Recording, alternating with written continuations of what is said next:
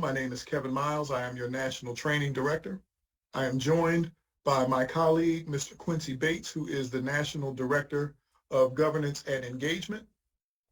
And tonight we're going to go through the training for officers and executive committee members and talk about what it takes to make a high-functioning unit.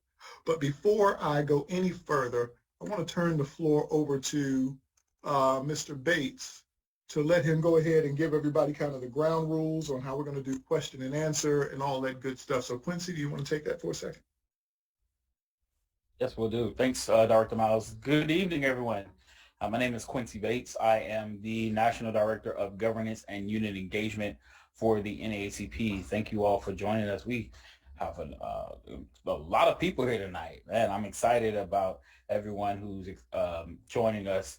There we go. Joining us so that we can really talk about how to strengthen our units. So for tonight's presentation, everyone, please, if you have any questions, please put them in the Q&A, not in the chat. All questions will go in the Q&A that's located at the bottom of the screen. All your questions will be compiled there. If you see a question that you relate with or a question that you really want to know the answer to, make sure you hit that like button. At the conclusion of tonight's training, I'm going to look at those questions that has the most likes. And those are the questions that we're going to lift to Director Miles, as well as, I'm not sure if Vice President Watkins is coming on, but if she does come on, I'll lift those questions up to be asked. We're probably going to take a good, maybe 5 to 7 questions at the conclusion of the training. So please, if there's a question that you like or a question that you really need to know the answer to, or that you relate to, please like that question. All other comments, shout outs to your unit, shout outs to your letting us know that you're here, place that in the chat. All amens and things like that, place those discussions in the chat. That way we can look at them later and we can acknowledge them. But if you have a question, please do not place it in the chat because it tends to get lost in the chat and we can't get to it and answer it. So that you all know, everyone will have access to tonight's presentation at the conclusion of this series. So this is a 2-part series. You will have access to it at the conclusion of the series. Everyone will get access to it. So we don't have to waste time in the chat asking about, will we have access to this? You will have access to tonight's presentation. Again, all questions in the Q&A, all other comments in the chat, and you will receive access to tonight's presentation. Not tonight, at the conclusion of the series. This is a 2-part series. At the conclusion of the 2-part series, you'll have access. All right. Thanks, everyone. Have a good evening. Turning it back over to you, Dr. Amon. Okay. So, ladies and gentlemen, before I pull the slides up and jump in, I wanted to take just a moment of personal privilege to kind of give us the framing for the training tonight and for the work that is ahead of us. All of us who are students of history, not only around the country, but even students of our organizational history, we understand that progress in our country often works like a pendulum, right? We work, we fight, we protest, we do all of these things, and we make progress in the country, and then we are faced with a backlash. And that backlash pushes all the way back, sometimes almost to where we began. And it forces us to start over and start rebuilding and start organizing and start coming back together around those core principles so that we can make that progress again. We've been through this cycle a few times.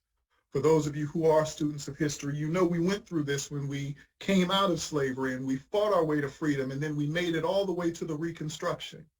And as we made it to the Reconstruction and we saw changes that took place in the country as we were trying to form a new union, one where African Americans would have a role and a part, and we started electing people into offices, then we saw that pendulum swing in the opposite direction with the enactment of the Black Codes, which limited where you could go to school and what you could study and forced people to go back into servitude, with the Tillman-Hayes Compromise, which actually pulled all the troops out and allowed all of the enemies of our freedom to come in and start forcing people back out of their offices. We saw in places like Wilmington, North Carolina, where they actually staged an actual coup and people who were members of the city council were killed. Not only were some of them killed, but the others were run out of town. Right? So we saw that fight all go all the way back in the enactment of Jim Crow, but we still came together. And as we came together, we were able to fight back. We were able to defeat Jim Crow. We were able to make that progress again. And as we made that progress, as we went into the civil rights movement, once we started gaining progress and putting Black people back in offices, we were making changes around the country, then we got hit with another swing of that pendulum. And when that pendulum swung back and we started seeing all of these voter disenfranchisement laws, we started seeing all of these ways that people would be punished with these long, super long sentences and warehousing African Americans inside of prisons and things like the narratives that were put out there about welfare moms and all of these different things to criminalize poverty, to criminalize the things that we need, the decimation of social programs, the destruction of the social safety nets. All of these things were designed to retard our progress, but we still came back together again. And when we came back together, we were able to make progress. This last time, as young people got involved and more people got out there and started voting, we actually made so much progress, we elected a Black president. And in the aftermath of that, when the pendulum swung back, it swung back very hard and very fast as we saw the election of an administration that had white supremacist ideations. We saw people coming out just openly attacking our voting rights. We saw people just coming out openly and defending police brutality against African Americans. And now we find ourselves in a space where that pendulum is fully all the way to the back. So what I want to challenge you with tonight as we go through this training, ladies and gentlemen, is we as the NAACP have to be the last line of defense for our communities. There actually is no other way to move this ball forward. This is our fight. And as I like to tell people, this moment is looking for you right now. We've spent years going around telling people that we speak truth to power. Well, you're about to get an opportunity to do that because the moment is looking for you, and you will have an opportunity because everything that we have done in the times when the pendulum was advanced is practice for this moment right now, because we as the NAACP are needed now more than ever. So ladies and gentlemen, I am going to go ahead and start this training, and I want you to I'm going to make it a little bit interactive. So when I get to the questions that I'm going to ask you, if I'm asking you a question, go ahead and type those answers into the chat. If you are asking us a question, put those questions into the Q&A as Director Bates had talked about. The NAACP charge, we always begin with the NAACP charge. And those of you who know me know that I don't read slides to you because I don't want to insult you. But I will tell you that when it says that we should be so strong that no mayor or governor or congressman or anyone would commit an indignity against our community without knowing that they should anticipate a response from us, I want you to understand what that means. A lot of us inside of our respective communities, we operate based on these relationships that we have made that make things almost kind of comfortable for us, right? You've got a friendship with the police chief. You've got a friendship with the mayor. And sometimes those can be points of personal pride for us, right? And there's nothing wrong with that because you cannot do this work unless you are capable of building those kinds of relationships. But I would also suggest to you, especially in an hour like we find ourselves right now, you absolutely cannot do this work unless you are willing to fight your friends when the time calls for it. All of us, all across the country, we are seeing crazy bills and policies being put in place. All you got to do is go to a school board meeting and you'll see people coming in there making arguments about what books they want to remove from the schools. And we see schools capitulating and going along with that. Now, you may be friends with, you may have some very good friends on the school board. You may have some people who are good people and you really think that their heart is in the right place. But it doesn't matter if their heart is in the right place. We need people to do the right thing. And unless people are doing the right thing, you need to be willing to fight like hell to honor this charge so that nobody will commit any indignity against our community without the absolute certainty of knowing that we are going to pull up. The mission statement and the vision statement again, I'm not going to just go through and read all of these to you letter by letter, but what I do want you to understand about the mission statement and the vision statement, we are a very old institution in this country, and we serve a very dedicated role and purpose. We are a social justice organization, right? We fight for the political, social, economic, and educational rights of our community. Now, all of the problems that face our community are not problems that we can solve. And the easiest way for you to be of little use to the community is for you to try to solve every problem when we're not structured or designed to solve every problem. You don't even have the membership numbers to solve every problem. So we need to stay focused on what our mission is, right? There are a lot of good things out there. We've got branches who go out and you want to raise money because you want to give away scholarship dollars, and you want to have this kind of great pageant, or you want to have that kind of great contest. And all of those things can be fun and they can be exciting for the community. But if they don't do something for our community, that is not our work. That is not what we are here for. And in this moment, that is not what we are called to do. So now I want to ask you the first question, and I want you guys to put the answer to this question in the chat. Let me know, what do you think, what are the most important qualities for branch leadership? And I want you to think about it from the perspective of your own branch. What are the things that are most important for leadership at the branch level? Go ahead and type those answers into the chat. We got people saying commitment, follow through, organization, dependability, consistency, courage. I love that one. Courage, advocacy, lead by example, research. That's another one that I love. We're going to talk about that. Integrity, strategic thinking. Okay, these are all good answers. Fearlessness, trust. All of these are good. All of these are good. Thank you all so much for this. We're going to keep on moving.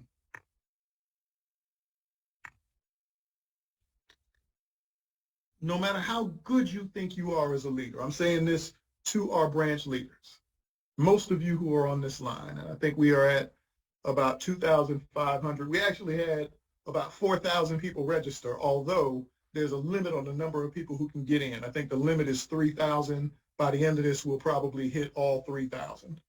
But no matter how good you think you are as a leader, the most fundamental thing about leadership is having the humility to keep getting feedback and trying to get better, right? You've got to know that you know what, all of the skills that people saw in you that took you all the way up until that mantle of leadership, that doesn't mean that at that point, people just want you to direct them on everything that they're going to do from that point. Your role changes. You are like the soloist in an orchestra who became so talented and so well known that you made it all the way up until you were invited to be the conductor. But when you are the conductor of the orchestra, you are no longer the super duper soloist. When you are the conductor of the orchestra, your job is not to compete with your soloists. Your job is to use everything that you've learned to help bring everybody else's level up. And if you were that talented that people elevated you into that position of leadership, you should be using those skills to bring everybody else to that same standard that you've been able to reach. That's the challenge of leadership, not that you get there and then you become, as we used to say, the booger with the sugar. So you're going to be the one that's going to tell everybody what to do. They don't need you for that. We need you as the leader to make sure that you are listening, that you are identifying talent, that you are making a space for everybody else to grow. Does that make sense? Leadership is about behavior. It is not about your position. Now, I love using this slide right here because when we talk about branch leadership, a lot of the things that you guys just said And when you answered the question, are the things that we have here, making sure your team shines, working collectively, building consensus, setting your goals, following through all of those things. But what I want you to look at this picture, if I were to ask most people to identify who is the leader of this team, most people would point to the quarterback and say, well, he's the one, he's on the ground, he's calling the play, he's absolutely the leader. But what I want you to really to chime in on when I'm talking about leadership in this context is the actual leader is not even on the field. The actual leader is the coach. The quarterback is telling them to play, but he didn't call it. Somebody is in his ear telling him to play. Somebody is watching the whole perspective, watching both sides of the field and making those decisions. And that's the person who is the coach. And that's what I'm challenging you. If you are the leader in your branch, stop thinking that you got to be in front of the camera. You got to be the only person who's out there. You're the only one with the answer. No, you were right enough. You had enough answers that people saw you as a possible example. And I need you to use that example to help bring everybody else up, because the only way that we're going to win this fight, which we have been in, this is our third Reconstruction. The only way that we're going to win this fight is if we win it together. This is not a time for any solo acts. So now we're going to talk about unit structure. And this is the bailiwick of my colleague, Quincy Bates. So Quincy, if you have anything you want to chime in at any point, just go ahead and come off mute and talk about it. We're going to talk about the executive committee. This is the pro forma part of this training, because we got to make sure that we hit this, particularly for the 1/3 of you who are inside of your first couple years in the organization. The executive committee of each branch is the president, the vice presidents, secretary and assistant, treasurer and assistant, the chairman of all of your standing committees, the president of your youth council, your branch advisors, and your executive committee at large. But one thing that I want to make sure that I mention here, because this is something that comes up from time to time, on your executive committee, the chairman of your standing committees are a member of the executive committee. Sometimes branches say, well, we have co-chairs. The bylaws don't recognize co-chairs. Right? You have a chairperson. That chairperson is the member of the executive committee. That is not a role that you can duplicate. You can't put both of them on the executive committee. It's only that one person, right?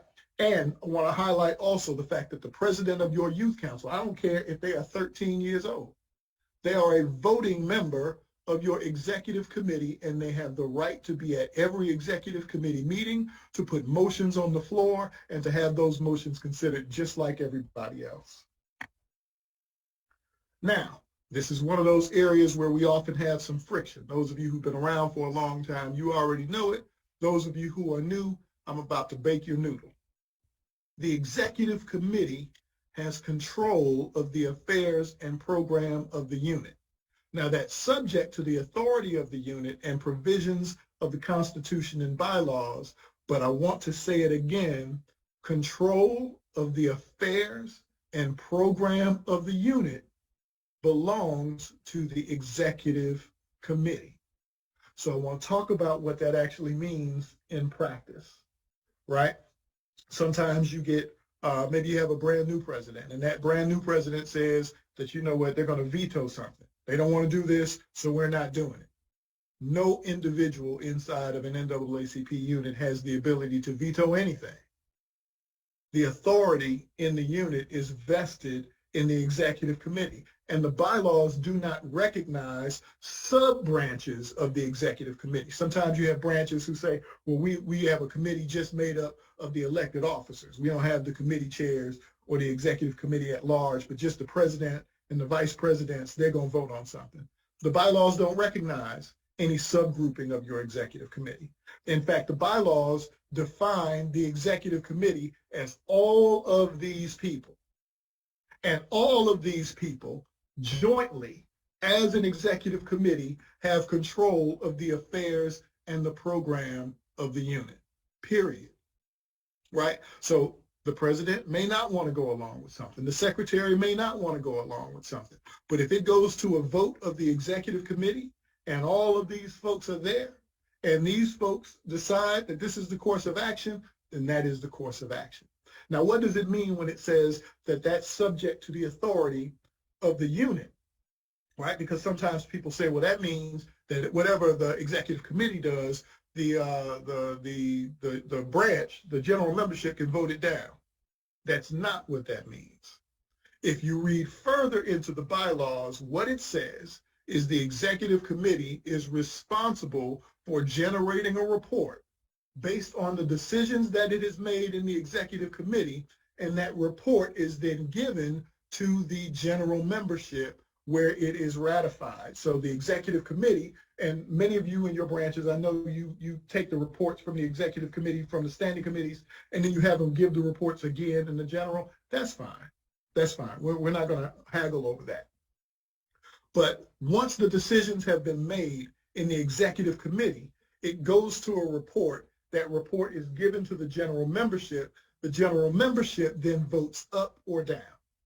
If the general membership does not accept the report of the executive committee, then the executive committee report goes back to the executive committee. The general membership does not get to open up each one of the standing committee reports and decide what's going to happen. They don't share control of the affairs and program of the unit. So if the education committee decides they want to have such and such a program, that goes into the report. It goes to the report of the executive committee is given to the general membership votes that we don't like this plan. It goes back to the executive committee. But what you don't do is you don't open it up for discussion on the floor in the general membership and make a new plan. The general membership does not have control of the affairs and program of the unit. I know that that's a lot to take in, but that's the way that the bylaws are written. The president, between meetings of the executive committee, exercises general executive authority on behalf of the unit, subject to ratification by the executive committee. This is another one that I really want to spend a little bit of time on. Oftentimes we have units where, something happens in the community and the president goes out and says something about it, or they take a meeting, or you see them on television, and people will, call in and they'll be upset and they'll say, well, the president did such and such, and they didn't talk to us, and we're on the executive committee. Per the bylaws, Article 7, Section 1, in between meetings of the executive committee, the president gets to exercise general executive authority on behalf of the unit. And that executive authority is subject to ratification by the executive committee, but it is not required that they get pre-approval by the executive committee. So if you are the president of the branch and something terrible happens in your community, do you have the authority to go out and speak on it?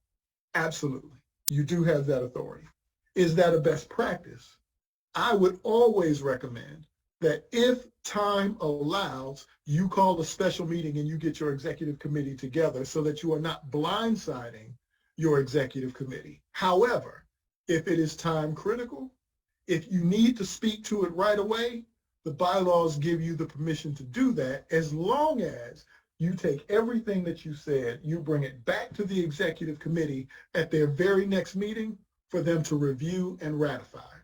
And if they say that they don't ratify it, they don't agree with the position that you took, then the executive committee has the authority to ask you as the president to issue a corrective statement, or for them to issue a corrective statement on their own. All right? The vice president. The job of the vice president is to perform the duties of the president in the president's absence. That one is simple enough.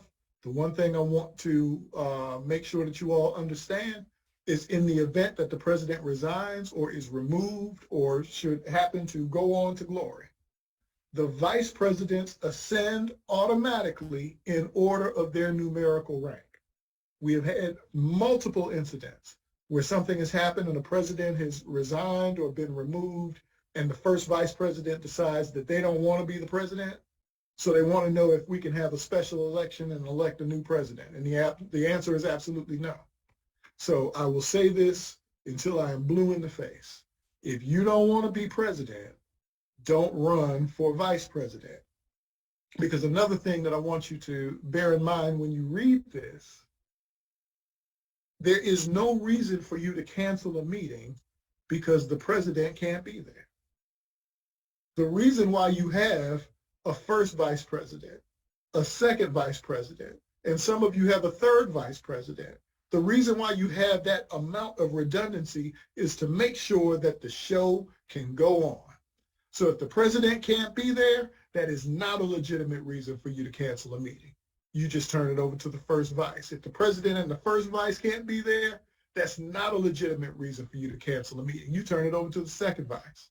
And if you say, well, we don't want the second vice to be in control of the meeting, well, you shouldn't have elected him second vice because that's the job that you gave him. If the secretary can't be there, you give it to the assistant secretary. If the treasurer can't be there, you give it to the assistant treasurer. Does that make sense? All right. The secretaries keep regular notice of meetings, keep accurate records of the meetings and proceedings of the unit. And ladies and gentlemen, there's a huge difference between minutes and transcripts. It is not necessary for you to take minutes at the level of detail that you are referencing every story that somebody told at a meeting and everything they talked about. I'm not going to call out the name of the branch, but I did go to a branch meeting once, and their minutes from the previous meeting were 17 pages long. And I swear they had recorded jokes. They had recorded slights and insults, and everything that everybody said was written in those minutes. Those are not minutes. That's a transcript. Right? Minutes should include motions that hit the floor, the vote on the motion, whether it was up or down, and the action that has been called for as a result. And the last thing I will say about minutes is once the minutes have been written, they go to the next meeting for approval. Once they have been approved, they need to be printed and signed by the secretary. They are notes until the time that they have been approved and signed. All right? Also keep a record of all unit members and their dues, which is now managed through the membership portal or Salesforce. Give receipts for membership fees and submit reports. The treasurer receives all monies and promptly deposits it into the account. The treasurer acts as the chief financial officer and the chair of the finance committee. Now I'm going to say something about the finance committee because it's only mentioned once in the bylaws. The finance committee consists of the treasurer, the president, and at least one other person. That is the language of the bylaws. President, treasurer, and one other person. It is chaired by the treasurer. This is directly from the bylaws, right? And their job is to draft the annual budget for the branch. All right, and the treasurer also submits reports at all regular meetings or whenever required by either body. There should never be a meeting where you do not have a financial report. Never. All regular meetings are a financial report from the treasurer is required. Now, because the executive committee has control of the affairs and program of the unit, the executive committee's financial report should be a detailed, itemized financial report. They should be able to see with the same level of granularity as does the treasurer, because you are all equally responsible. And if you don't realize that, let me be the one to tell you. If there is a case of financial impropriety inside of your unit, you might think that we are going to look only at the treasurer or only at the president, and it's going to stop there, but it does not. It does not stop there because control of the affairs and program of the unit is vested in the executive committee, and you are all equally responsible. So therefore, that financial report that goes to the executive committee should be a detailed, itemized financial report. When you get to the general membership meeting, that financial report can be a summary. They do not require the same amount of detail that you would give to the executive committee. However, the general membership meeting is also entitled to a financial report as per the bylaws. All right. And then lastly, and I want to say this one because this is important. The treasurer makes authorized disbursements based on requisitions signed by the secretary and countersigned by the president. Real quickly in the chat, I just want you all to just let me know yes or no. How many of you all are familiar with or use the voucher process in your unit? If your branch uses the voucher process, go ahead and type a yes. If you don't, go ahead and type a no. Okay, and we're about 50-50 right now. Some of you guys are using the voucher process and some of you guys are not. I want to talk about this because this is a requirement per the bylaws, all right? Anytime there is an expenditure in your branch of $100 or more, it is required that you have a signed requisition. Some branches call it a voucher, some call it a requisition. These forms, these requisition forms or voucher forms, which you create at the branch level, right? The secretary should fill it out to say that we had a motion to purchase such and such and spend X amount of money on it. It was voted on and approved. Then it needs to be signed by the secretary, then given to the president so that the president can also sign it. Once you have a signed requisition, signed by the secretary and the president, that requisition is then given to the treasurer. And the treasurer should not write any checks whatsoever unless and until they have received that signed requisition. Once they have that signed requisition that says, here's the motion, here's where it was approved, signed by the secretary, signed by the president, then the treasurer writes the check. The treasurer signs it, then gives the check to the president for the president to countersign. But there should be no instance where you spend more than $100 on any transaction where you don't have that signed requisition and that level of transparency, because if there is an issue, if there's a question, if there's some issue of financial impropriety, the first thing that we are going to ask for, and it'll probably be Director Bates who shows up at your unit, the first thing he's going to ask for is he's going to ask for a copy of your minutes, and he's going to ask for a copy of your requisitions. And we're going to look to see, did you actually vote on this? And did you actually have a requisition? And did that requisition make it to the treasurer? Or are y'all doing some funny stuff where checks are being written and things are being done and there's no checks and balances?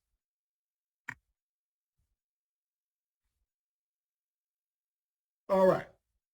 I just talked through all of this, so I'm not going to spend a whole lot of time here except to say, even during COVID season, these financial constraints still should be followed, even if you are meeting virtually and you have to do it with e-signatures. You still do not get a free pass where you don't have to use this requisition process. All right.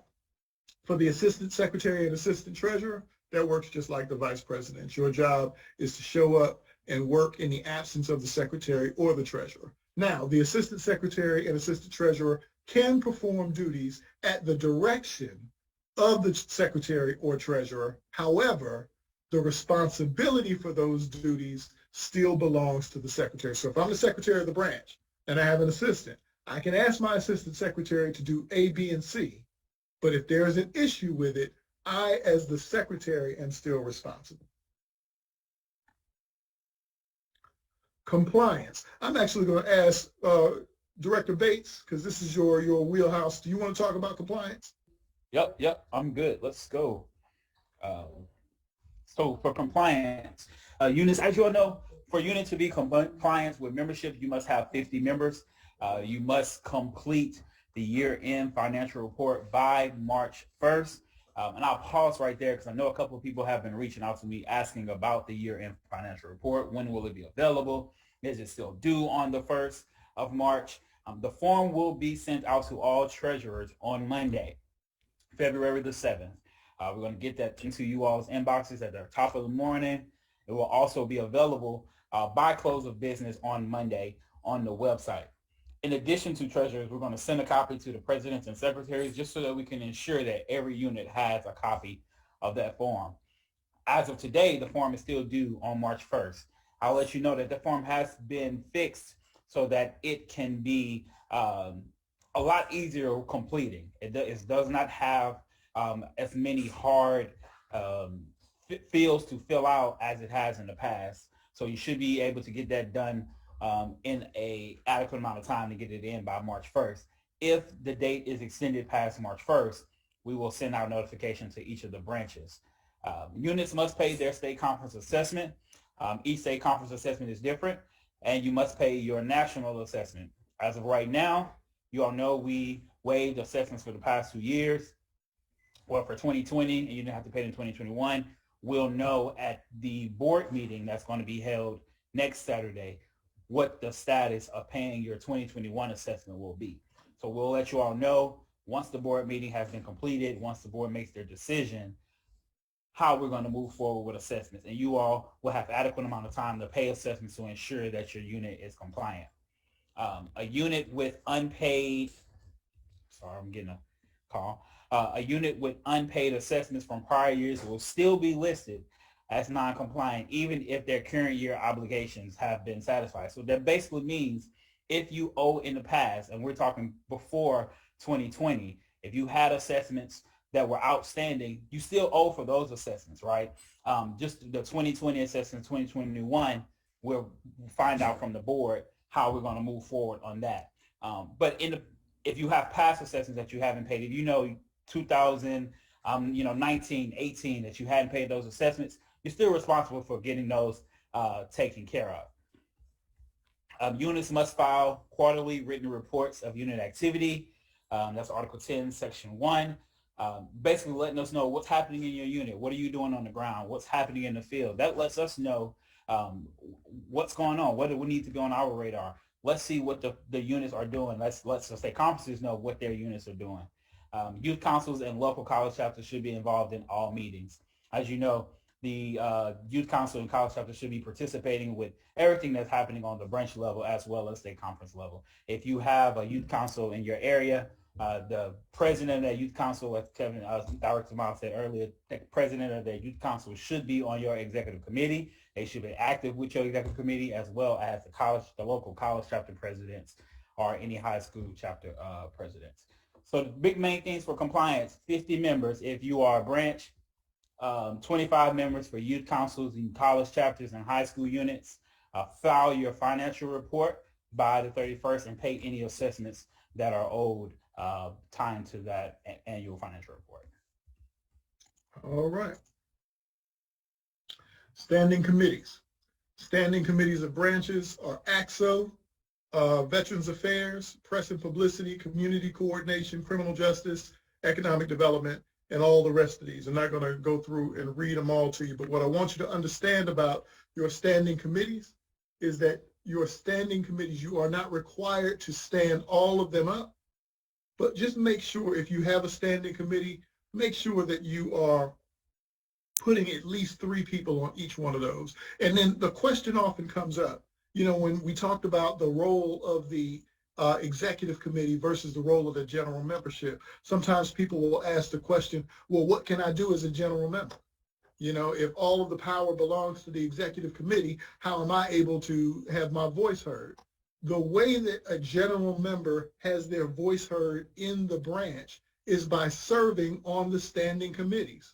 Because at the executive committee meeting, all they are doing is ratifying the reports of the standing committee. So if I come to your branch and I join because I care about political action, and I have some things that I want to say about what's going on in the municipality, in the city council, in the school board, in the county commission, and I want my voice to be heard, the place for my voice to be heard is not that I stand up and commandeer the floor in the general membership meeting.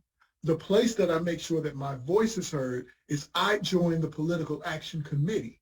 And when I join the political action committee, I make sure that I am a part of shaping what recommendations we send to the executive committee. All right. Now we're going to talk about unit operations. But before we do, I want to ask another question. I want you guys to put the answer to this question in the chat also. What qualities do you think are necessary for your unit to be a high functioning unit? First time we talked about what it takes for leadership, but now I want to know for your unit, for your branch, what does it mean to you for your branch to be high functioning? I see a lot of teamwork, commitment, accountability, everybody being engaged, being visible, passion. Okay, this is some good stuff. Involvement, being transparent, balance, focus, strong leadership, respect and communication, attending the meetings, that's a big one. Transparency, no drama. Whoever said no drama, you can say that one 15 more times and it still wouldn't be enough. Meaningful projects. This is all good stuff. And we're going to start talking through what this means to actually be a high functioning unit. High functioning units actually have active standing committees. Like I just said, the work is not done by commandeering the floor in your general membership meeting. Your committees should consist of no less than 3 people each, and they need to meet on a monthly basis. Now, interestingly enough, since COVID, we done ran out of excuses about why we can't meet, because you don't even have to leave your house. You don't have to get dressed. You don't have to be fancy. You can meet on your couch in between, your favorite shows. But if you are a member of a committee and you want your voice to be heard, your standing committee should meet monthly. Now, we're going to have some surveys that are going to come out from the national office here.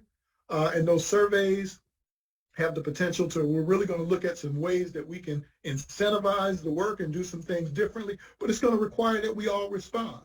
And it's going to require that we respond honestly, and that's going to require that you actually have your standing committee. So if you don't have your committees stood up, especially in the areas of voting rights, in the areas of economic development, in the areas of political action, in the areas of education, you really need to get that done. And once you have them done, they need to be meeting on a regular basis and coming back with meaningful projects like somebody just put down as one of the answers. Then filing copies of your monthly reports. Every committee should have a written monthly report every month that details what took place inside of your committee meeting, right? And those committee reports should be filed with the secretary so that they can be given to the executive committee so that they can be debated and passed and accepted and then sent to the general membership meeting. But if you have never heard this, for those of you who've been around for a while, you know that you've heard this plenty of times. If you are brand new in the NAACP, if it ain't in writing, it didn't happen. You don't get to come in the meeting. You don't have a report. You didn't write anything down. Y'all didn't sit down and have a meeting and take minutes and come back in and explain what motions hit the floor and all that, but you just want to sit down at the microphone and talk for 20 or 30 minutes about what you read on the internet. We're not doing that. That's not how this organization works. You should have your committee meeting. Your committee meeting should generate a report, and those monthly reports should be turned into the secretary.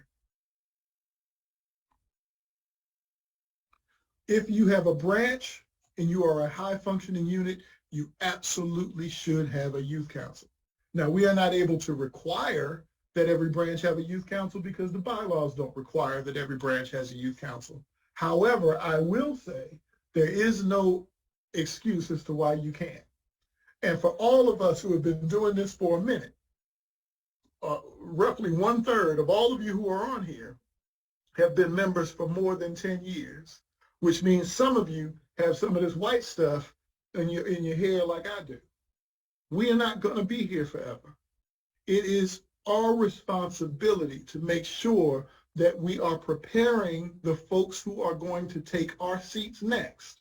Just like I talked about, once you have made it up into the leadership, You have exhibited all of these skills and talents, and people have promoted you to a point where now you actually have some authority. The point is not for you to wield that authority like a king. The point is for you to use your accumulated knowledge so that you are bringing everybody else up to that same level. And the way that we do it is we have institutionalized having youth councils, so we have a constant stream of the next generation who we should be actively training to be our replacements.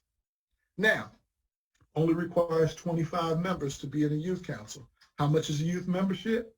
$10. So do the math. $10 by 25 members, you're talking $250. I know that all of our branches don't have a whole lot of money, but I know 99% of you have at least $250 where you could sponsor your youth council. Now, sometimes we get branches who decide for whatever reason that they want to challenge the youth and tell them, well, we're not going to support you financially. It's going to be up to you to do it. I want you to rethink that.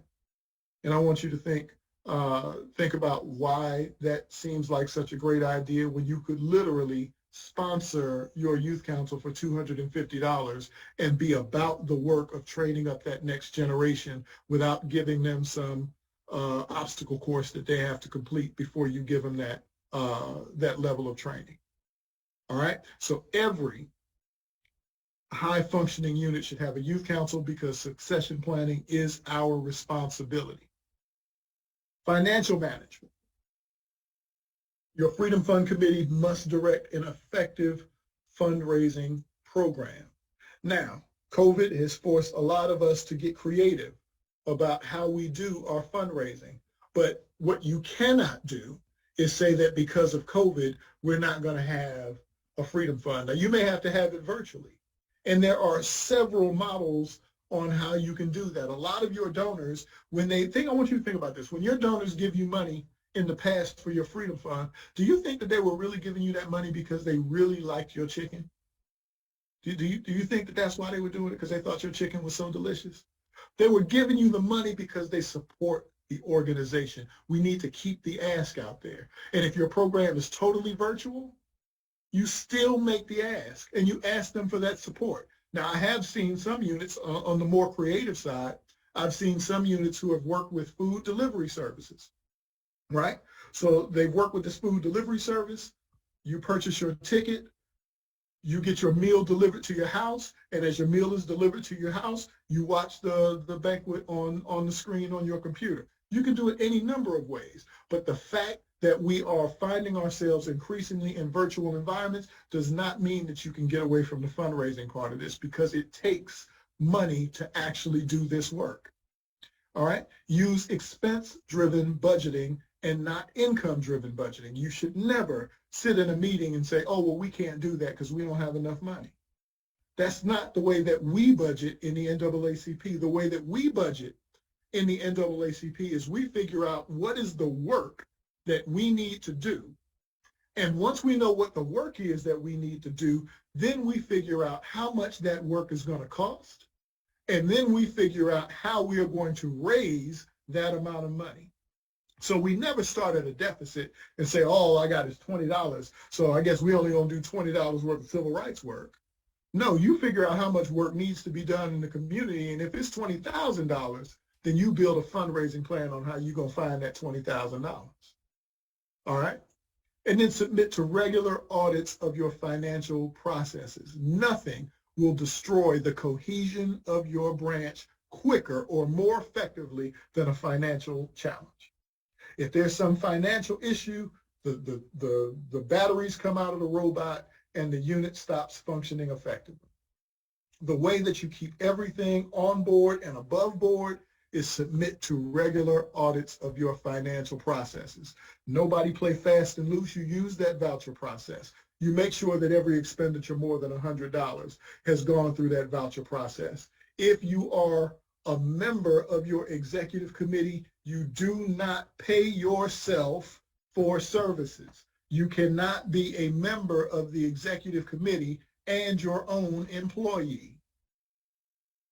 I'm going to say that again. You cannot be a member of the executive committee and your own employee, because anybody who you pay for services works for the executive committee who has control of the affairs and program of the unit. So you keep everything above board, and go ahead, and there's in the bookkeeping guide, which you can get off the website, there's a short audit process that you can do internal. It's an internal audit process just to make sure that you're on the right path. But every few years, it's a good idea to get an external agency to come in and do a financial audit.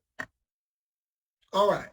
Develop a metric-based, proactive, strategic agenda.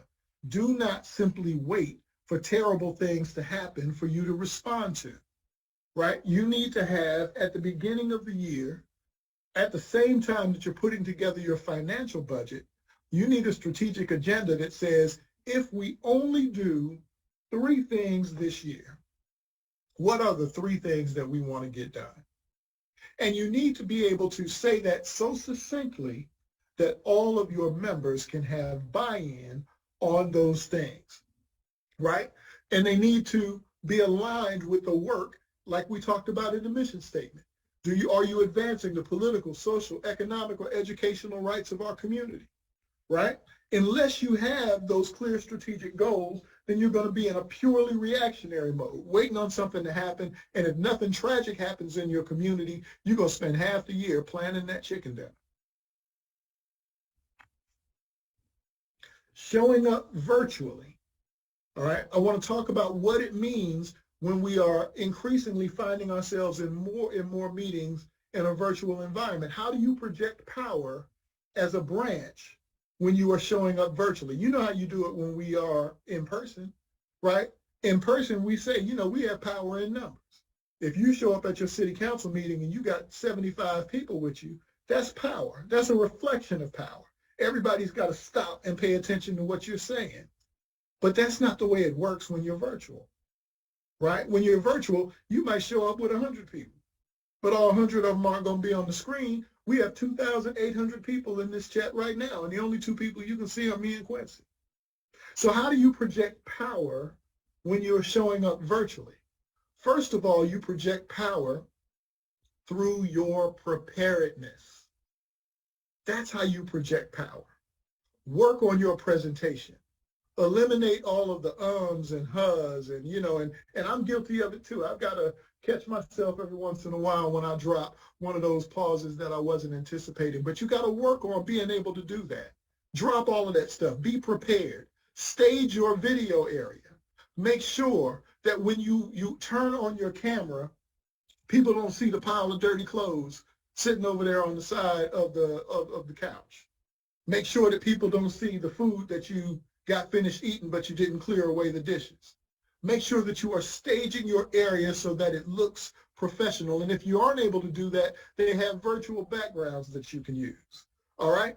Test your settings before your meeting. I put this in here, and you'll have access to this after the completion of the series, as Quincy talked about. But if you go to zoom.us/test, it will allow you to open up a test meeting and show you what all of your settings are so that you can make sure that your camera's working, you can make sure that your sound is working, you can make sure that your microphone's working, and all of that stuff before you get in there, right? Because there's nothing worse than when you go into a meeting and maybe you got the right answer for the right problem, but you get there and you can't figure out how to get off of mute.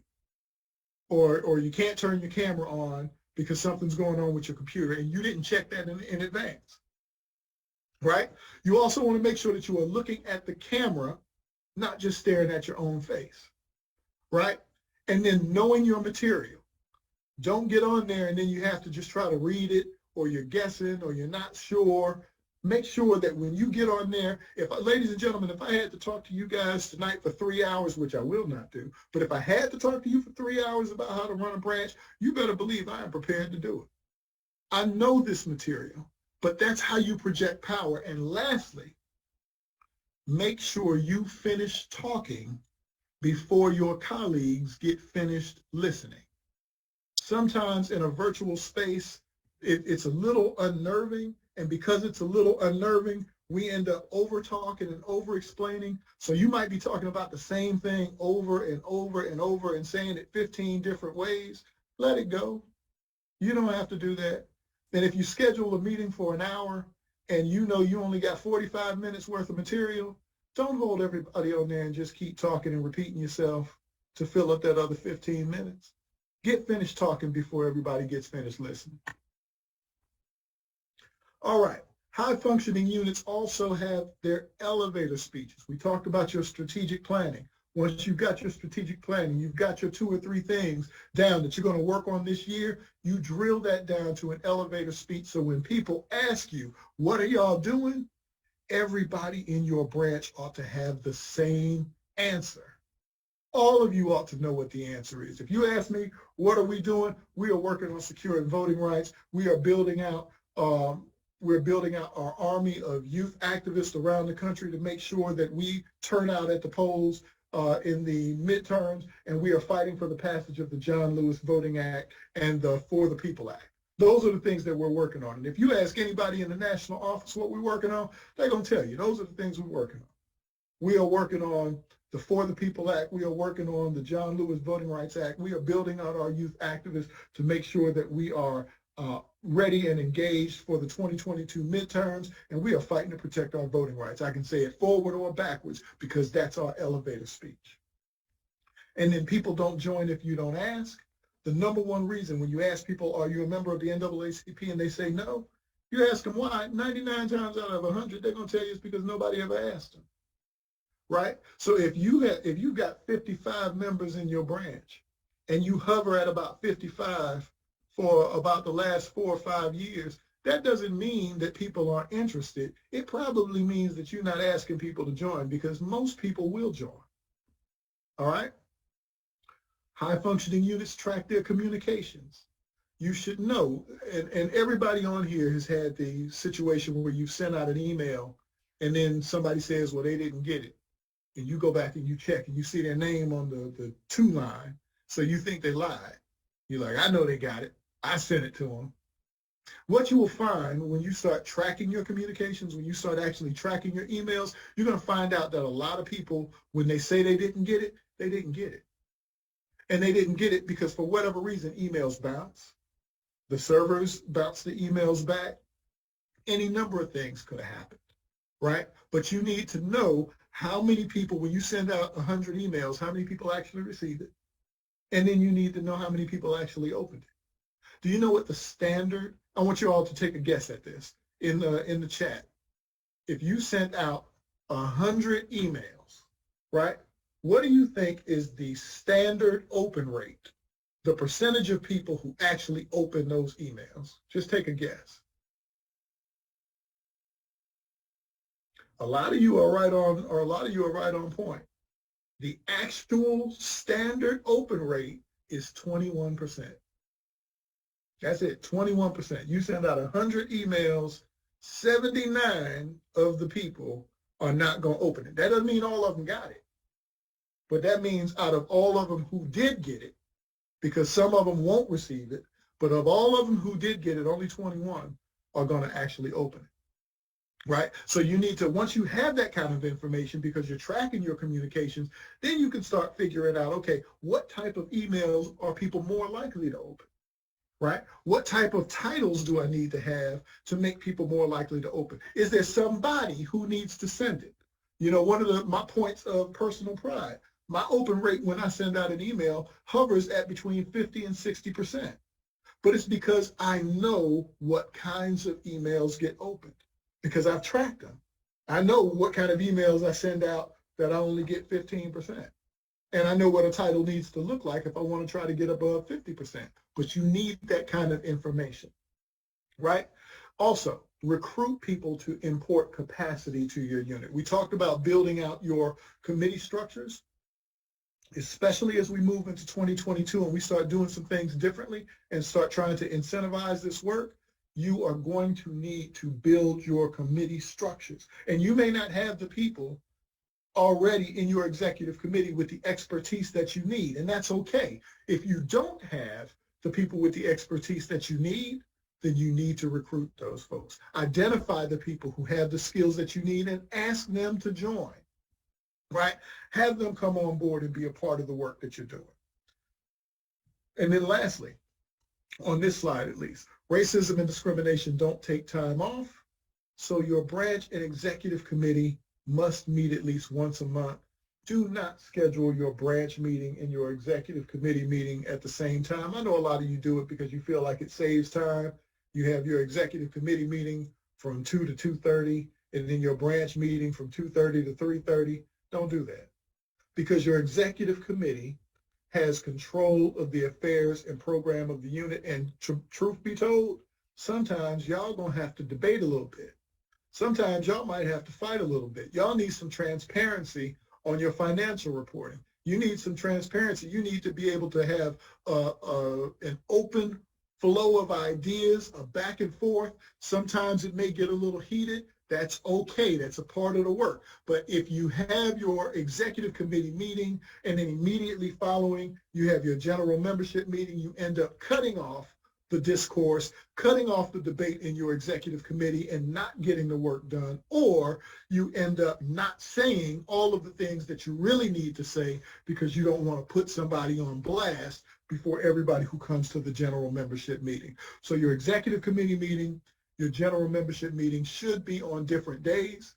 We already talked about the fact that you have redundancy in your officer positions, so you shouldn't be canceling meetings because the president can't be there or canceling meetings because the secretary can't be there.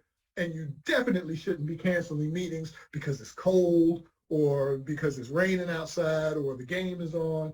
None of those are legitimate reasons because, as we talked about in the very beginning, this pendulum is all the way in the back, right?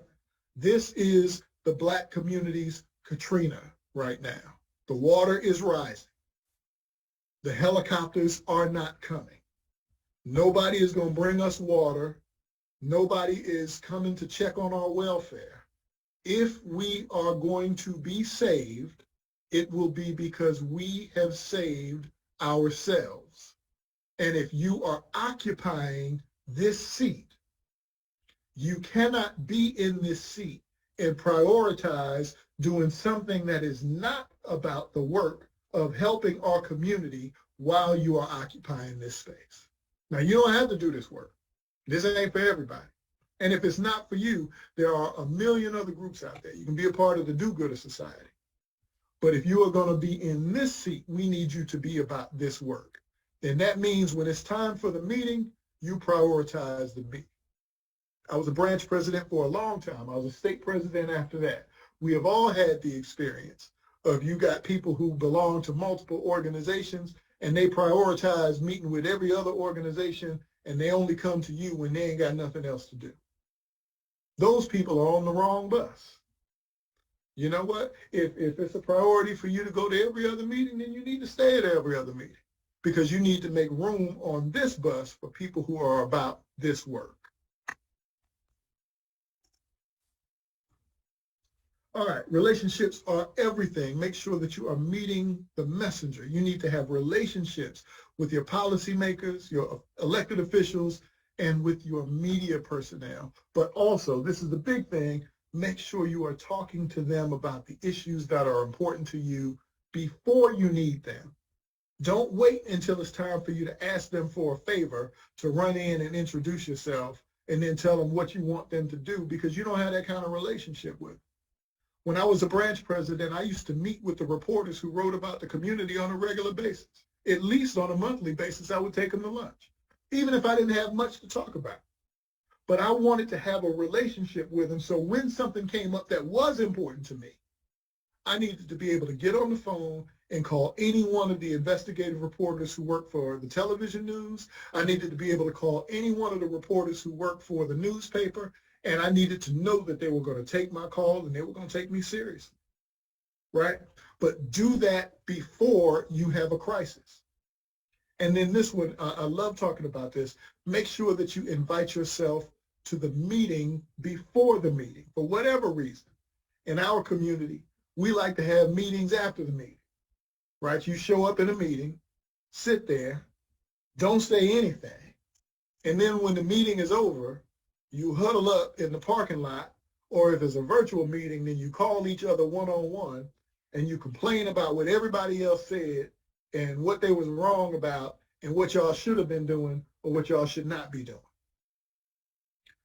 There is no strategic value whatsoever in the meeting after the meeting. It might be cathartic. It might even be hilarious, but there is no strategic value in having a meeting after the meeting. All of the strategic value is getting yourself to the meeting before the meeting, because there is always a meeting before the meeting. When your city council votes on something, you better believe that they have counted heads and they at least have some remote idea on how everybody's going to vote before it went to the floor. In my previous career, before I came to the NAACP national staff, I was a senior director at the county level. You better believe when something went on the floor at the county commission meeting, they already knew how the vote was going to come out, because there were conversations that took place. That's the meeting before the meeting. If your activism is limited to showing up and speaking on the public agenda, by the time they get to the public agenda, if that's the introduction to your issue, you have already lost. The place where you can have the most impact is the meeting before the meeting, being a part of the conversation before it makes it to the floor. And that's where you've got to drive your activism to. That's how you know that you're really doing it, right? And how do you get to the meeting before the meeting? How do you get into the conversations before those conversations make it to an agenda? By being a fly on the wall and following the money. You follow the money. Right now, because of COVID, most of these meetings are virtual. We don't have an excuse as to why we can't do this. You can rotate the people who are going to track each one of the meetings, but you make sure that you have somebody in every one of your city council, school board, county commission meetings. You get a copy of all of their budgetary documents, and you track that money. You bring it back to your executive committee. Think about this.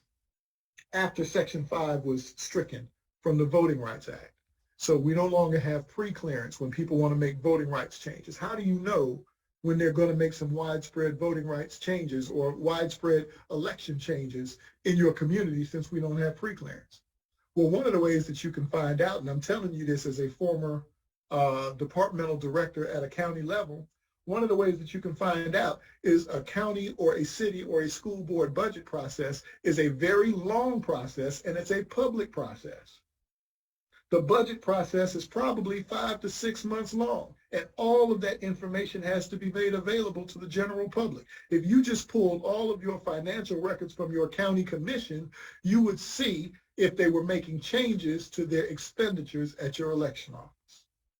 And I can guarantee you, if you start seeing reductions in those expenditures, they're cutting voting machines and they're getting rid of precincts. And you'll see that 5 or 6 months before they actually do it, if you do the legwork of making sure that you have your committees up and running, you have some people who are flies on the wall, you have relationships with your elected officials, you have relationships with your media personnel who can alert you if there's something that you missed, and you're getting all of these documents and you're tracking the money. If you're doing those things, they won't be able to pull something on you, and you'll be a part of the conversation before it gets to the agenda, all right? And then what gets measured gets managed. Track your outcomes, not your outreach. I don't know how many times I've heard units and branches and organizations and groups talk about all this great work they're doing because they talked to this many people or they sent out this many emails. That's outreach. And outreach is valuable, but it's not the same thing as an outcome. The real question is, as a result of your efforts, did something change? Did you make something stop? Did you create something? Did something begin? Did someone get elected? Did someone get unelected? Because if all you are bragging on is the number of communications that you've made, but those communications have had no outcome, then what value were those communications? You know, back before COVID, people would brag about how many people showed up at their march. We had a march and we had 500 people. Okay. And don't get me wrong. I am somebody who believes in direct action, but I'm also somebody who believes in outcomes, because my next question is, what were you able to do? Once you mobilized all of those people, it translated into what? And if you weren't able to generate an outcome, then you have to go back and question the value of your outreach. Trainings and conventions are important. Make sure that you attend them all. I want to thank all of you. I think this is probably one of the largest trainings that we've done. We're close to 3,000 of you who are on this call right now. But your unit should attend all of them. We're going to have our CRTIs, our Civil Rights Training Advocacy Institutes, the National Convention, the state conventions. Make sure that you are attending all of these trainings. We are ramping up our regular training schedule. We're going to go back to next month, 3 trainings per week. Then once we get into the spring, we're going to be all the way back to 4 trainings per week for the rest of the year. I know that's a lot. Towards the end of the year, a lot of you guys are zoomed out, but we have 25 different training series that we're going to go through, from critical race theory to everything else. But I really want to make sure attend as many of these as you can and invest in learning and training on new technologies as they become available, right? There was a time when Zoom was brand new, and we would tell people that they needed to get on Zoom, and they would tell us, oh, well, we can't do that. And so we had a whole bunch of branches. As Director Bates could tell you, we had a whole lot of branches that stopped meeting for several months, right? We talked about the fact in an earlier slide that racism and discrimination don't take time off.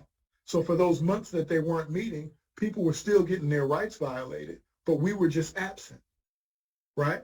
But now we're at a point where all of us have some relative comfort with doing some of the stuff by Zoom. We're having all of our elections electronically. We're doing all this, but as this new technology comes available, make sure that you're investing your time and your talent in learning how to use these new technologies. And that includes being able to use Salesforce.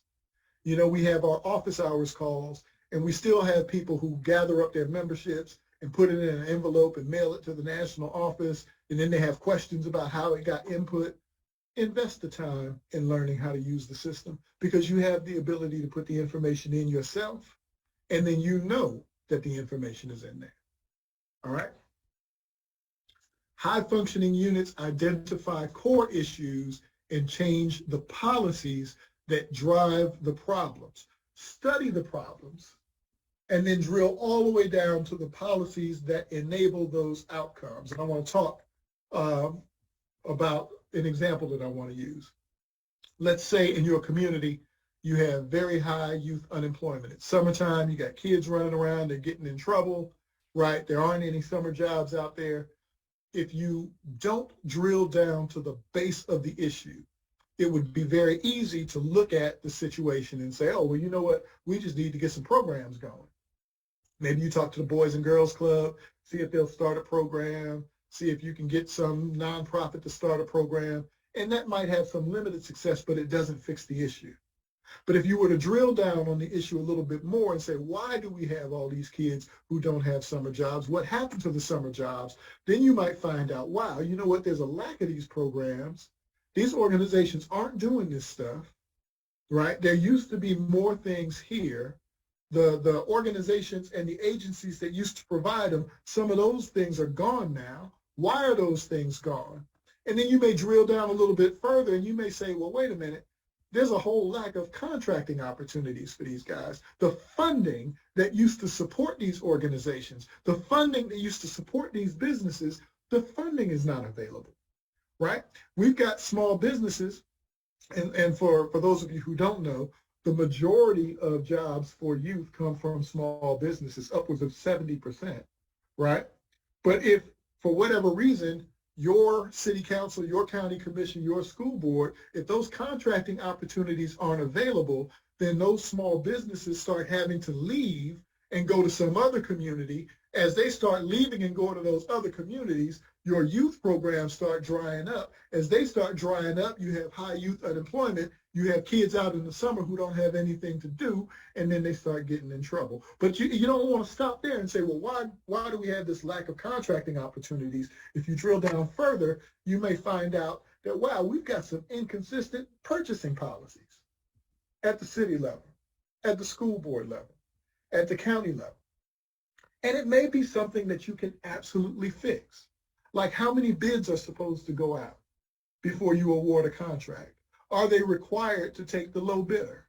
Have they been giving no bid contracts out to friends of theirs? And if you identify some of those problems, because you have drilled all the way down to the policy issue that creates the problem, if you fix the purchasing policy, you create more contracting opportunities. As you create more contracting opportunities, the number of youth programs increase and the number of youth who are employed also increases. You solve it from a systemic level. All right? High functioning units also use a strategic planning process. Campaigns are not one size fits all. You can't just look at what you did last time or what you did a few years ago or what you heard some other organization did and just repeat that. Every campaign is new. Every single time something happens, I need you to start from the beginning, right? Monitor and evaluate, right? Uh-oh, that was a mistake. Monitor and evaluate. You need to go in and set your direction, set your goals, create your strategy, and then plan your action, and then go back and monitor and evaluate that again. Now, I'm not going to spend a whole lot of time on campaigns because this is a two-part series. When we get to next week, we're going to drill down into campaigns, how you actually build campaigns, and how you actually do direct actions and what all of that stuff looks like, right? But for this week, what I want you all to understand is every single time there is an issue, you need to start at the beginning. I don't care how similar it is to something that happened before. Go through all the steps all over again. And then realize that issues are often interrelated and interconnected, and integrate the voices and perspectives of all of your committees. Now, I've been hammering this, right? We've got to make sure that we are rebuilding our committee structures, but all of our committees need to have some input and insight into what we're recommending, because a lot of these things are interrelated, right? Like I put on the slide, criminal justice issues may have voting rights implications. Education issues may have political action implications. When I put the poll up and I asked you all about what are the areas where you were the strongest, one of the areas where you felt like you were the strongest was around voting rights. When I asked you what was one of the areas where you felt like you were the weakest, the area where you felt like you were the weakest was around housing, right? And those sound like two different issues. But what if I pointed you to the fact that we are now in the midst of a nationwide eviction crisis, right? And as we are wading our way into this national eviction crisis, think through for a minute what the impact of that is going to be when hundreds of thousands of African Americans of low income find themselves unhoused during the midterm season. And suddenly people are moving around to new locations, some moving out of state, trying to find housing. Do you think that getting re-registered and knowing where the new polling places are and all those things are going to be top of mind? So in addition to all of the voter suppression issues and that we're out here trying to fight, and the ways that we're trying to make sure that we're protecting our voting rights, it may seem like housing doesn't have a role in that, but housing absolutely does have a role in that. Because as we ramp up this midterm election season, more and more and more of us are going to be asked to move, to change our address, to go somewhere where we're not registered, right? So it's important that we're making sure that we are having these conversations and all of the voices of all of our respective communities are brought to bear. Because like I told you once before, if we are going to be successful, we are only going to be successful because we do it together. All right? High functioning units must be willing to find the fight. There's two types of peace. One type of peace indicates the presence of justice. The other type of peace just indicates the absence of conflict. Now, I've been to a lot of communities where people love to brag about, all the problems that they don't have. We ain't got those kind of issues. I'm very cool with the police chief If something's going on, I can just talk to him. Me and the mayor have a great relationship and everything is just hunky-dory. And you know what? And I bet it is. I bet it is, right? I bet they love you. But the thing that I want you to understand is that it's very easy to love people who don't hold you accountable. I'm going to say that one more time. It is very easy to love people who don't hold you accountable. So if you are not holding people accountable, like we go back to the very first slide when we talk about the charge, and your willingness to fight your friends, if you don't have that, right, and you don't have that willingness to fight your friends, and you're not going to hold them accountable, you are going to have a very peaceful community. But your peaceful community will be because of the absence of conflict, not because of the presence of justice. And sometimes you have to destroy the fake peace to get to the real peace. And then the next one, we don't need 15 minutes of fame. Never sacrifice substance for speed. You don't have to be the first one to respond. You got to be the one that's right. You got to be the one that did your homework. You have to be the one who is the most prepared. Like I talked about in this virtual environment, if you want to project power through your preparedness. That you don't project power through your speed. You don't project power by being the first person who jumps out there and then you say some stuff that you later have to retract or somebody else has to come back and correct. You take the time that you need to make sure when you say it, people can take it to the bank. That's power. That's where your power comes from. And speaking truth to power. Like I said, we've been saying that we speak truth to power for a lot of years. But you about to have an opportunity to speak truth to power right now. Because I want you all to appreciate this moment that we're in. Right? We have some friends at the judicial level, but not enough. We have some friends at the legislative level, but not enough. We have some friends in law enforcement, but not enough. It would be fair to say there is no complaint form you can fill out. There is no door you can knock on. And there is no phone number you can call that's going to get you justice right now. You want justice? You're going to have to work for it. You're going to have to work for it. Because we cannot be ensured that the courts are going to rule in our favor. We cannot be certain that the legislature are going to pass bills that look out for or secure our best interest. We cannot be certain that law enforcement is going to protect and serve us like they protect and serve other communities. But we need those things. We need that security. We need that protection. We need that justice. But if we are going to get it, we need to be honest about what tools we have at our disposal. And right now, the tool that you have is the truth and your moral courage. And strangely enough, when we as a community have been willing to go out there and stand on the truth and be courageous, like John Lewis used to say, get in the way, and it sounded like a slogan. No, he was literally telling you, you're going to have to get in the way. But when we have been willing to do that, to plant your feet and tell the truth and speak truth to power, every time we have done that, we win. When we fight, we win. But we're about to have to speak truth to power for real. And that means some of you going to be scared, but say it scared. Some of you, there might be some challenges at your job. People are not going to like you telling the truth, but tell it anyway. Right? There's a community that I used to live in where a little young boy named C.J. Lofton was just killed under circumstances similar to the circumstances of George Floyd, except this boy was in a juvenile detention facility, and a juvenile detention officer sat on his back for 30 minutes until he died of oxygen deprivation.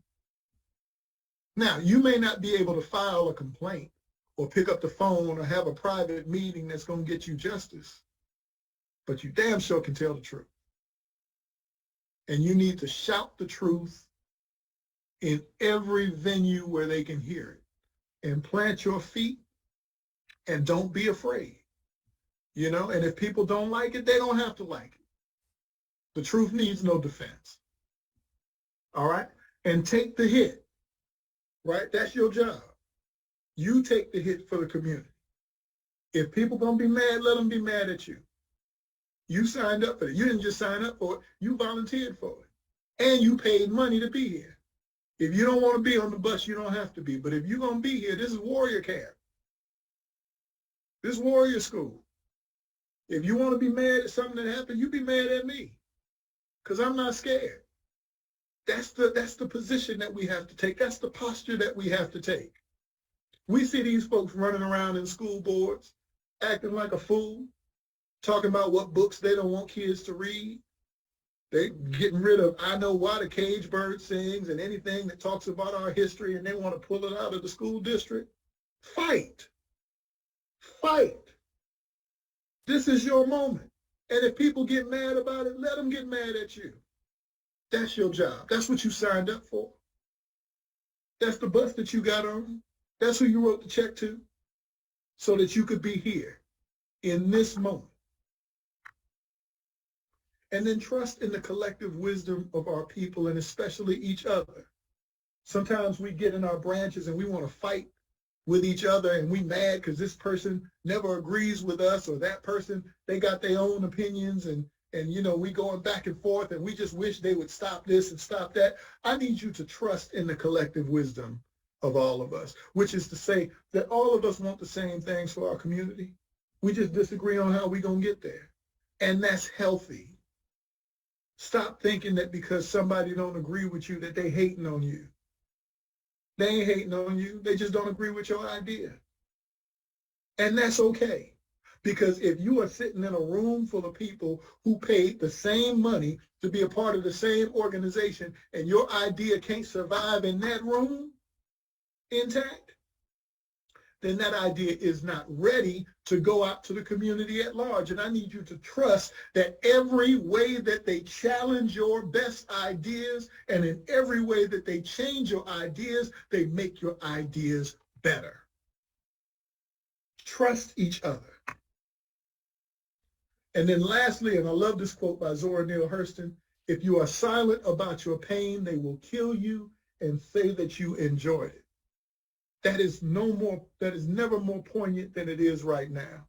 Because with all that's going on in this country right now, around voting rights, around the phony fight over CRT, around all of the bills that are dealing with the erasure of our history, with all of the police violence challenges and all of the challenges with us being deprived of our life and our liberty and not getting justice, with all of those things, scroll down your social media and see how we out here being silent about our pain, talking about other things that don't depress us, talking about things that don't bring us down. If we are silent about our pain, they will kill us, and they will say that we enjoyed it.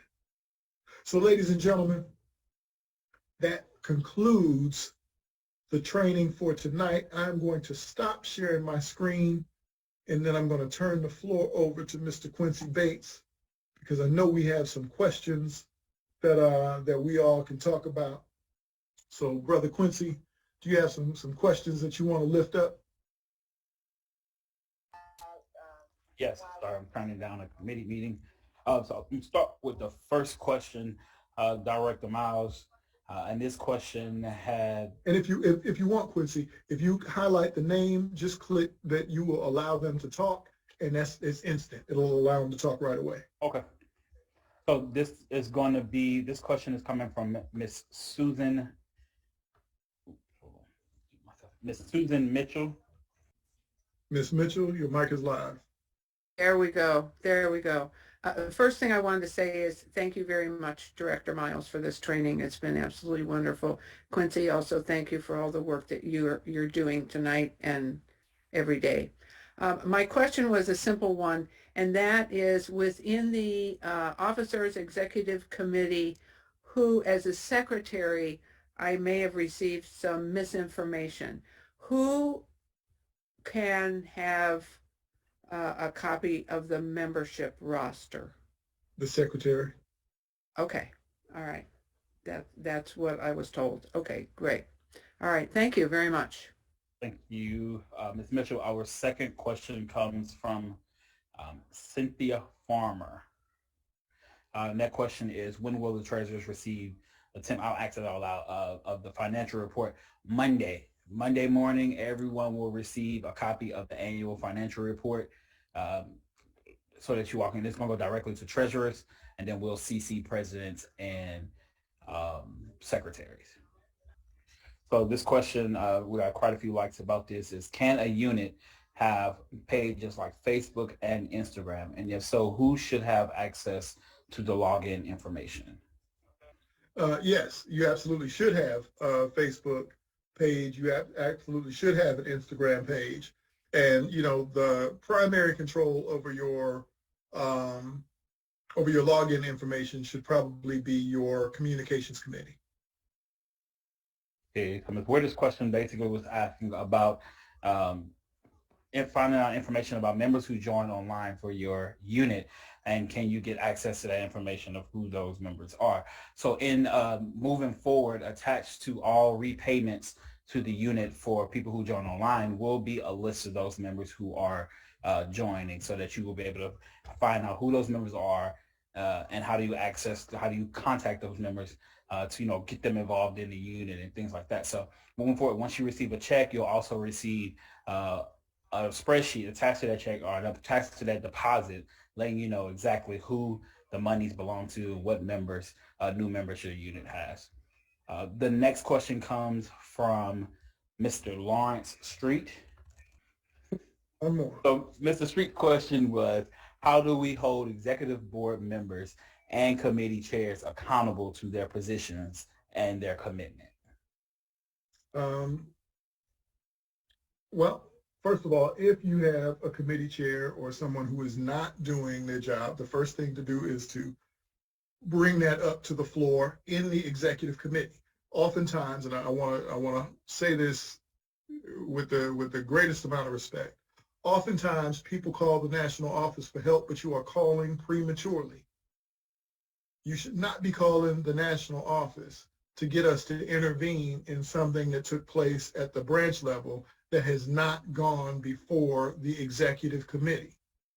Now, if you take it to the floor in the executive committee, and I won't go into too much depth and detail, but I will tell you that in Article 8, there are some remedies there that executive committees can consider if you are dealing with somebody who doesn't do their required duties, or they don't show up at the meetings, right? Those things can be done if you go through Article 8, but it absolutely needs to go to the executive committee before it comes to the national office.